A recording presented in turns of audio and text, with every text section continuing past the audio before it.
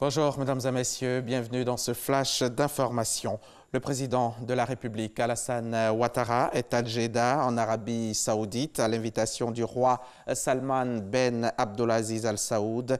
Le chef de l'État y effectuera une visite officielle le 8 et 9 septembre.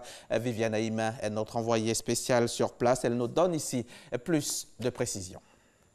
Jeddah, deuxième ville de l'Arabie Saoudite et porte d'entrée de la Mecque, lieu saint de l'islam.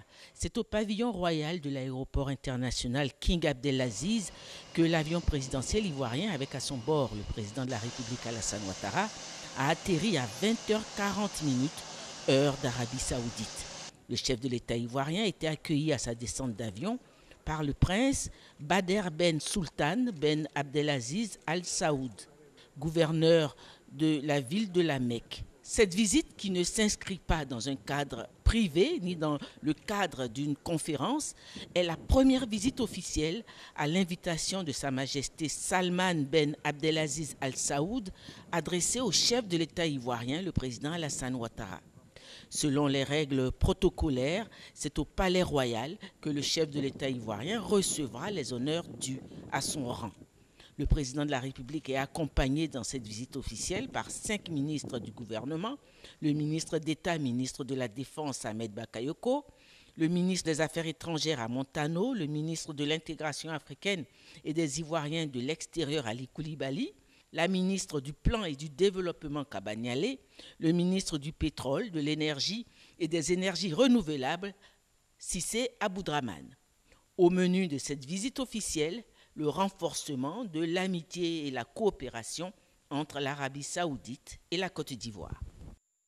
La rentrée des classes ici en Côte d'Ivoire, c'est demain, lundi, et un établissement se prépare à ouvrir pour la première fois. Il va accueillir les meilleurs élèves de Côte d'Ivoire. C'est le lycée d'excellence Alassane Ouattara de Grand Bassam, fruit de la coopération entre la Côte d'Ivoire et la Chine, réalisé à hauteur de 14 milliards de francs CFA.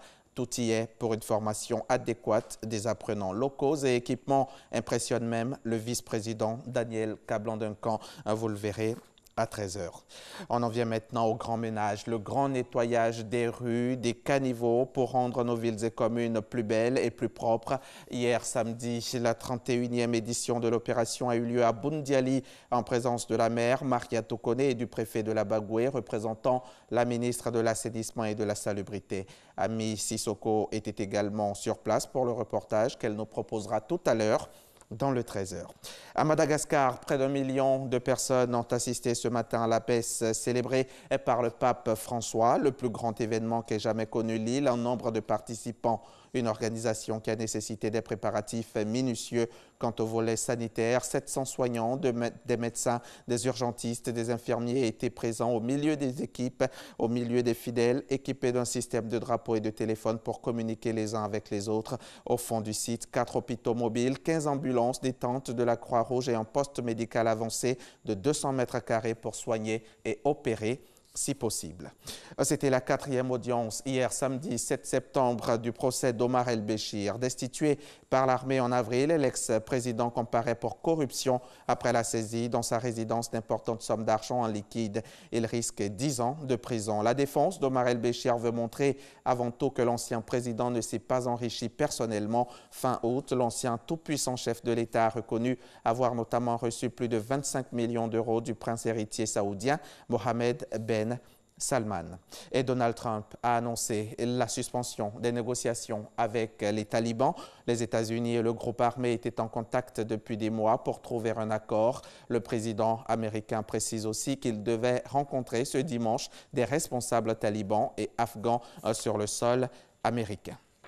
C'est la fin de ce flash. On se retrouve tout à l'heure pour le 13h. Aujourd'hui, et dans le cadre du magazine du dimanche, je recevrai le ministre de la promotion de la jeunesse et de l'emploi des jeunes. Mamadou Touré viendra nous parler de la 2e édition de l'opération Agir pour les jeunes, des guichets emploi qui sont en train d'être installés dans toute la Côte d'Ivoire et d'autres programmes de son département, le tout pour l'insertion des jeunes. Restez donc en place, c'est à suivre à 13h.